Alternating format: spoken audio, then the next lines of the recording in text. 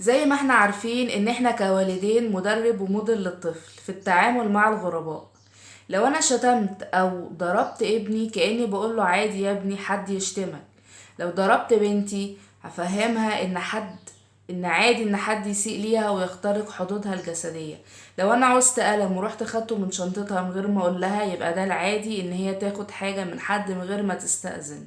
لو اتريقت على ابني او بنتي، يبقى انا بفهمها ان عادي ان حد يتريق عليها. لو انا قللت من قيمة كلامها وقلت لها ايه التفاهة دي، هتفهم ان ده العادي ان يحصل من الناس الغريبة.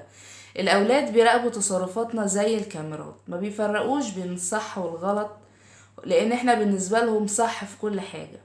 الإساءة في مرحلة الطفولة child abuse هي المتهم الأول ورا مشاكل نفسية كتير، زي القلق والاكتئاب واضطرابات الأكل والأكل العاطفي واضطرابات الشخصية ومشاكل العلاقات والكذب والسرقة.